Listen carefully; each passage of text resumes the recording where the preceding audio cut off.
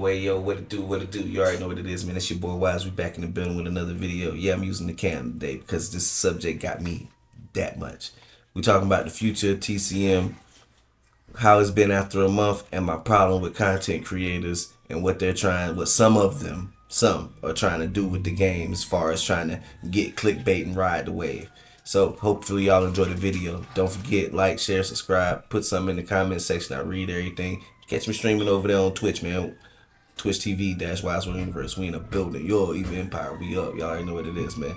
Y'all enjoy the video. BDG, Big Damage Game. I'll let your boy, man. Enjoy. Wise man. Out. What it do, what it do, what it do, man. Your boy Wise. We back in the building, WiseWorldUniverse, with another video. Y'all already know what time it is, man. Today we talking about TCM. My complaints with, some of the things that people choose to say about the game, and also the future of the game, just how I feel about the game after being out for a month. Coming soon, we will be having Evil Empire podcast, which will be primarily focused on talking about the game as ever, talking about this game as well as other horror ASMs that are coming, Killer Clowns, etc. So I'll be looking forward to that over on WiseWorldUniverse. Yo, so rock with your boy. First thing I want to touch on, man, is people complaining about nothing, like some self-entitled gamers, and also people not giving Gun Media and Sumo Digital the credit they properly deserve for what they put out. Now, before this game dropped, I've been keeping up with this game since its original announcement, probably almost 2 years ago.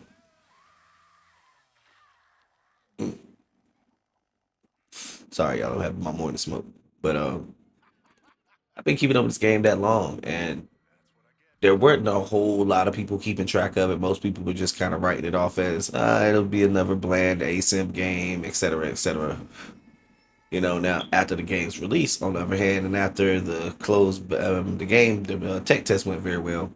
It started to pick up momentum in Steam, and I started to see different content creators that I hadn't seen before, kind of trying to ride the wave a little bit because they seen it was popular. And I also seen just regular everyday players who come from Dead by Daylight, other games, Evil Dead, etc. And they want to cry and they want to complain about things that aren't really issues in the game, and they're trying to get the devs to basically ruin the game. And my main problem with this is, I come from Evil Dead. Most of you who watch my YouTube, who've seen my channel, you know that primarily the content consists of Evil Dead. Evil Dead was my #1 game, hardcore, from the time that it launched up until maybe a couple of months before Texas Chainsaw dropped. And that's because I saw the writing on the wall. I lost all faith in Saber, and I just felt like I was being lied to, wasted my money and time. I put a lot of time and effort into that content, so I was a little disappointed, but I was also excited for Texas to come out. Gun Media and Sumo Digital, they have done a really good job of communicating with the community, answering questions. I mean, they literally did a patch every week for the first month. And not many companies, if any, are doing that these days. I understand people are kind of scorned from how video game companies tend to treat consumers, and that makes sense, and I can understand that. But you also, if we're going to rag on companies when they're doing it wrong, you kind of got to give them their flowers when they're doing it right. And no, they're not giving everybody everything they want, but they're keeping the game pretty fair and balanced. They're being pretty consistent with the patches. They've also been pretty consistent with answering questions and trying to, overall just keep the communications up with the community. And for that, they get an A+. They're always willing to answer questions, whether it be on Twitter, the Reddit, wherever. I've been answered back to for just about every question I've asked. So I don't see a problem with that. And I feel like people should really ease up with the complaints, ease up about the trying to get this nerfed or get this taken out of the game. I mean, I've looked at the Reddit. I've seen some of the most outrageous things. You know what I'm saying? Like, I've seen some of the most outrageous things. And it just don't make any sense to me, man. It just doesn't. It just doesn't.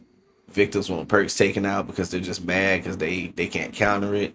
And I'm going to be honest with you, most things in this game have a counter. So if you're still complaining after a month, yeah, it's probably a skill issue. I know people hate to hear it, but it's true. A lot of the times, people complaining, and it mostly boils down to a skill issue. So that's just how I feel about that. Stop complaining, get better at the game, get you some friends, make a team. Even when you're in solo queue, it's 2023. Everybody has a mic. So cut it out. You know, don't be extra. The game's designed to be a certain way. And if you're not playing it that way, then you're basically handicapping yourself. You can't blame other players, the victims. You can't blame victim sides. You can't blame family sides. You can't blame the devs or the game. It's kind of just you.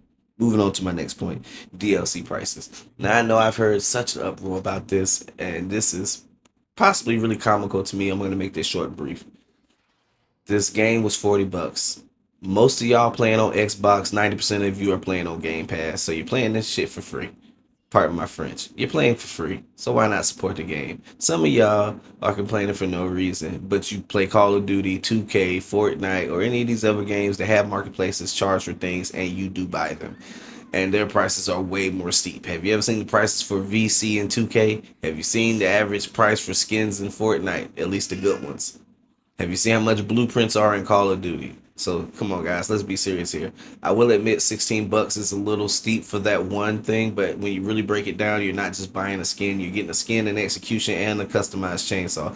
I could argue those things could be $5 a pop, which is how you reason for $5.99. I mean for $15.99. But $10 a character, $6 for execution pack, which is $6.99, which is what the first execution pack was. So there's no problem with that. And cosmetics for $5.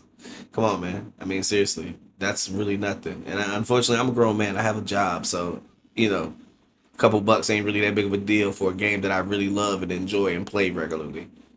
That's just me though.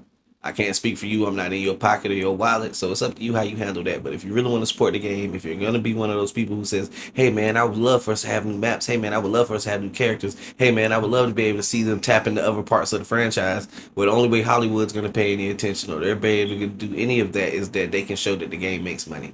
If we want more licensing and other characters and nice things in the game in general, people, you have to help support the game. You know why Fortnite gets so much stuff? Because that community supports that game. COD's community supports that game. 2K's community supports that game.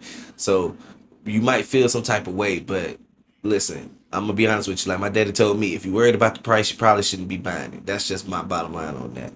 On to the next thing. Segue right into number three. YouTube content creators and streamers who are exploiting the game because they see that it's popular, they see a little controversy, they make videos and all that crap, but then when you go look at their channels, you look at their streams or whatever, they're not even actively playing the game or really that involved in the community. I can't stand it. I hate it. Stop it. One dude that comes in mind in particular, and I really can't stand this guy. Nothing personal, but I think he's a real piece of crap because he was one of the people that helped ruin Evil Dead. And that's that guy Sledge on YouTube. Some of y'all might know him. It's not, like I said again, it's nothing personal. It's just business. I really don't feel like his opinion should matter when it comes to these games because I seldomly A, see him playing them, or B, having a lot of hours in them when he plays. So, anyway, let's just cut it out, man. Stop trying to sabotage the game. If you're that worried about it, then just go play Dead by Daylight. You know what I'm saying? Keep it real. Segueing off, man. Game after a month. I really think the game is fun. I like the finishing touches. I would like to see them reset the pressure valve. And y'all stop letting them make you believe the early game rush is so bad you can't handle it. It's not that big of a deal. And I'm looking forward to the future content. But those are just my thoughts, man. Leave it in the comment section. Let me know what you think. Let's keep the discussion going, man. In the meantime, between time, it's WiseWorldUniverse. I'm going to catch y'all on the next one. Wise man out 100.